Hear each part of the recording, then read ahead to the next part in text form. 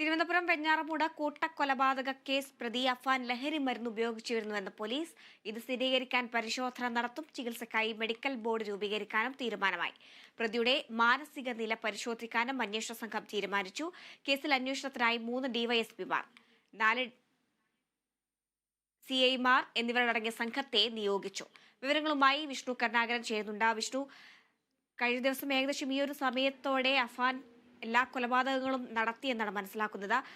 എന്തൊക്കെയാണ് പോലീസ് കൂടുതലായി നൽകുന്ന പുതിയ വിവരങ്ങൾ? ഹരിത, പ്രതി ഈ ലഹരി ഉപയോഗിച്ചിട്ടുണ്ടാകുമെന്നുള്ള സംശയം പോലീസിന് നിലനിൽക്കുന്നുണ്ട്. അതായത് അത്തരത്തിലുള്ള ഒരു മനോഭാവത്തിലൂടെയുള്ള കൊലപാതകമാണ്, അത്രത്തോളം ക്രൂരമായ ഒരു കൊലപാതകമാണെന്നുള്ളത് പോലീസിന് ആദ്യം തന്നെ അത് കണ്ടെത്താൻ സാധിച്ചിരുന്നു. അതിനെ അടിസ്ഥാനപ്പെടുത്തിയുള്ള ഒരു നിഗമനമാണ്. ഇനി ശാസ്ത്രീയ പരിശോധനകൾക്ക് ശേഷമാണ് പ്രതി ലഹരി ഉപയോഗിച്ചിട്ടുണ്ട്, ഏത് തരത്തിലുള്ള ലഹരി ഉപയോഗിച്ചിരുന്നു എന്നടക്കമുള്ള കാര്യങ്ങൾ മനസ്സിലാക്കാൻ സാധിക്കുകയുള്ളൂ.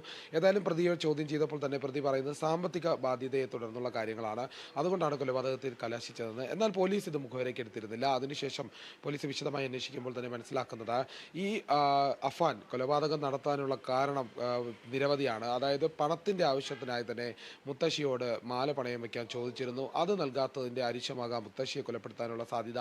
അതിനുശേഷം വീട്ടിലേക്ക്, അതായത് അച്ഛൻ്റെ ചേട്ടൻ്റെ വീട്ടിലേക്ക് വന്ന് ചേട്ടനെയും ഭാര്യയും കൊലപ്പെടുത്താനുള്ള പ്രധാന കാരണം, ലത്തീഫിനെ അതിക്രൂരമായി മുഖത്തടക്കം 20 തവണ ആഞ്ഞടിച്ച് കൊലപ്പെടുത്താനുള്ള ഒരു കാരണം, ചുറ്റിക കൊണ്ട് അടിക്കാനുള്ള കാരണം പ്രധാനമായും തൻ്റെ പ്രണയബന്ധവുമായി ബന്ധപ്പെട്ട തർക്കത്തിൽ ഇടപെട്ടതിനെ തുടർന്നാണ്.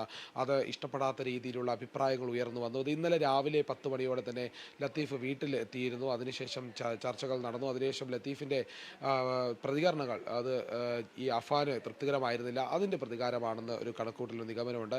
എന്നാൽ അവിടെ ഒരു മൽപ്പിടുത്തം നടന്നതായുള്ളൊരു സൂചന ഇൻക്വസ്റ്റിലൂടെ പോലീസിന് വ്യക്തമായിട്ടുണ്ട്. ഏതായാലും കൊലപാതകം നടത്തിയതിൽ തന്നെ അത് മോഷണ ശ്രമവും വീട്ടിലേക്ക് നടന്നു എന്നുള്ള സൂചന ലഭിക്കുന്നുണ്ട്. ഏതായാലും അത് പൂർണ്ണമായ ഒരു വിവരം അടിസ്ഥാനപ്പെടുത്തി വരണമെങ്കിൽ അതിന് ഈ പ്രതിയുടെ മൊഴി കൂടി നോക്കണം. അതേസമയം അമ്മയെ കഴുത്ത് ഞെരിച്ച് കൊലപ്പെടുത്താനുള്ള ശ്രമം നടത്തി അതിന് അമ്മ മരിച്ചു എന്നുള്ള വിശ്വാസത്തിലാണ് പ്രതി വീട് പൂട്ടി മുത്തശ്ശിയുടെ അടുത്തേക്ക് പോയത്. അവിടെ നിന്നാണ് ആദ്യ കൊലപാതകം യഥാർത്ഥത്തിൽ തുടങ്ങുന്നത്. അങ്ങനെ അവിടെ നിന്നും അച്ഛൻ്റെ ജ്യേഷ്ഠൻ്റെയും ഭാര്യയെയും കൊലപ്പെടുത്തിയതിനു ശേഷം വീട്ടിലേക്ക് വന്ന കാമുകി ഫർസാനയെ വീട്ടിലേക്ക് വിളിച്ചു വരുത്തി ഫർസാനയെ കൊലപ്പെടുത്തി. അനുജൻ വീട്ടിലേക്ക് ട്യൂഷൻ കഴിഞ്ഞെത്തി, അനുജനെയും വീട്ടിൽ വെച്ച് കൊലപ്പെടുത്തി. ഇങ്ങനെയാണ് കൊലപാതക പരമ്പര നടത്തുന്നത്. അതിനുശേഷമാണ് ഭക്ഷണത്തിൽ വിഷം ചേർത്ത് കഴിച്ച് പോലീസ് സ്റ്റേഷനിൽ കീഴടങ്ങിയത്. അതിനുശേഷമാണ് ആശുപത്രിയിലേക്ക് കൊണ്ടുപോയി പ്രതിയെ ആശുപത്രിയിൽ പ്രവേശിപ്പിച്ചു. അതിന് പിന്നാലെയാണ് ഇന്ന് രാവിലെ മജിസ്ട്രേറ്റ് മൊഴി എടുത്തത് എന്നടക്കമുള്ള കാര്യങ്ങൾ ഇങ്ങനെയാണ് നടന്നത്. അതിൽ പ്രതി പറഞ്ഞ കാര്യങ്ങൾ സാമ്പത്തിക ഇടപാടിനെ കുറിച്ചാണ്. എന്നാൽ അത് പൂർണ്ണമായി അംഗീകരിക്കാൻ പറ്റുന്ന സാഹചര്യമല്ല. പല പകയുടെ ഒരു ഒന്നിച്ചുള്ള ഒരു ആക്രമണമാണ്, എല്ലാം കൂടി ചേർത്ത് കൊലപാതകം. അതുകൊണ്ടാണ് ഇത് ലഹരി ഉപയോഗിച്ചിട്ടുണ്ടോ എന്നുള്ള സംശയം പോലീസിൽ നിലനിൽക്കുന്നത്. അതേസമയം പ്രത്യേക സംഘം ഇയാളുടെ മാനസിക നില പരിശോധിക്കാനായി ഉണ്ട്. അതിനുള്ള മെഡിക്കൽ ബോർഡ് രൂപീകരിച്ചിട്ടുണ്ട്. അതുമായി ബന്ധപ്പെട്ട അന്വേഷണവും പുരോഗമിക്കുകയാണ്. ഹരിത. വിഷ്ണു, ഇപ്പോൾ ഈ പ്രതിയുടെ ഉമ്മയുടെ നില എങ്ങനെയാണ്? അതീവ ഗുരുതരമായി തന്നെ തുടരുകയാണോ, അതോ വീട്ടുകാരോടോ മറ്റും സംസാരിക്കുന്ന സാഹചര്യം ഉണ്ടായോ? പോലീസ് ഇവരുടെ മൊഴി എടുത്തിരുന്നോ? ഹരിത, ഉമ്മയുടെ നില ഇപ്പോഴും ഗുരുതരാവസ്ഥയിൽ തന്നെയാണ്. പക്ഷേ മരുന്നുകളോട് പ്രതികരിച്ചു തുടങ്ങിയത് മാത്രമാണ് അറിയാൻ സാധിക്കുന്നത്. അത് ഒരു ഉറപ്പ് പറയാൻ പറ്റുന്ന സാഹചര്യത്തിലേക്ക് ഇതുവരെ എത്തിയിട്ടില്ല. മൊഴിയെടുക്കാനുള്ള അവസ്ഥയിലേക്കൊന്നും ആയിട്ടില്ല. ഏതായാലും ഇപ്പോഴും ഉമ്മ അതീവ ഗുരുതരാവസ്ഥയിൽ തന്നെ തുടരുകയാണ്. എന്നാൽ ഈ പ്രതിയുടെ അവസ്ഥ അങ്ങനെയല്ല. പ്രതിയുടെ ഗുരുതരാവസ്ഥ തരണം ചെയ്തിട്ടുണ്ട്. പ്രതി ഇപ്പോൾ ആരോഗ്യം കൊണ്ട് തൃപ്തിയുമാണ്. എന്നാൽ അധികൃതരുടെ ഉറപ്പ് വന്ന് ആശുപത്രിയിൽ നിന്ന് വിട്ടാൽ മാത്രമാണ് പോലീസിനെ കസ്റ്റഡിയിലെടുത്ത് കൂടുതൽ ചോദ്യം ചെയ്യാൻ സാധിക്കുകയുള്ളൂ. അതുമായി ബന്ധപ്പെട്ട നടപടിക്രമങ്ങൾ ഇനി എടുക്കേണ്ടതുണ്ട്. ഏതായാലും മറ്റ് മരിച്ചവരുടെ മൃതദേഹത്തിന് ഇൻക്വസ്റ്റ് നടപടികൾ പൂർത്തിയാക്കി പോസ്റ്റ്മോർട്ടം നടപടികൾ പൂർത്തിയാക്കിയിട്ടുണ്ട്.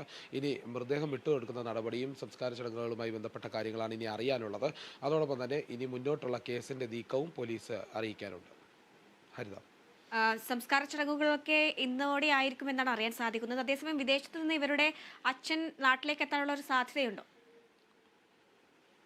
അതുമായി ബന്ധപ്പെട്ട കാര്യങ്ങളൊന്നും ഇതുവരെയും വിവരം ലഭിച്ചിട്ടില്ല. ഏതായാലും അച്ഛനെ വിവരം അറിയിച്ചിട്ടുണ്ട്. കഴിഞ്ഞ ദിവസമെല്ലാം മാധ്യമങ്ങളോടക്കം പ്രതികരിച്ചിട്ടുണ്ട്. ഈ മരണത്തിൻ്റെ ഞെട്ടലിൽ തന്നെയാണ് അദ്ദേഹം. ഏതായാലും ഇനി നാട്ടിലേക്ക് വരാൻ പറ്റുന്നൊരു സാഹചര്യമല്ല. സൗദി അറേബ്യയിലാണ് ഇപ്പോൾ തുടരുന്നത്. സാമ്പത്തികമായി നിരവധി കടം അവിടെയുണ്ട്. അത് തീർക്കാതെ നാട്ടിലേക്ക് വരാൻ പറ്റാത്ത അവസ്ഥയിൽ തുടരുകയായിരുന്നു. 7 വർഷത്തോളമായി നാട്ടിലെത്താതെ ഇരിക്കുകയായിരുന്നു. എന്നാലും ഈ ഒരു സാഹചര്യത്തിൽ എത്താൻ കഴിയുമോ എന്നുള്ള കാര്യത്തിൽ ഒരു വ്യക്തത വന്നിട്ടില്ല. ഇനി ഏതായാലും അടുത്ത ദിവസങ്ങളിൽ അത് അറിയാൻ സാധിക്കും. ഇനി തുടർ നടപടികളും പോലീസ് തീരുമാനമെടുക്കേണ്ടതുണ്ട്. അതുമായി ബന്ധപ്പെട്ട കാര്യങ്ങളും ഇനിയാണ് അറിയാൻ സാധിക്കുന്നത്. ഹരിത. ശരി. തിരുവനന്തപുരം വെഞ്ഞാറമൂട് കൂട്ടക്കൊലപാതക കേസ് പ്രതി അഫാൻ ലഹരി മരുന്ന് ഉപയോഗിച്ചിരുന്നുവെന്ന് പോലീസ്. ഇത് സ്ഥിരീകരിക്കാൻ പരിശോധന നടത്തും.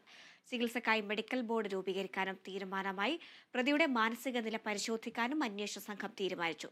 കേസിൽ അന്വേഷണത്തിനായി 3 ഡിവൈഎസ്പിമാരെ നിയോഗിച്ചിട്ടുണ്ട്. വിവരങ്ങളാണ് വിഷ്ണു കരുണാകരൻ നൽകിയത്.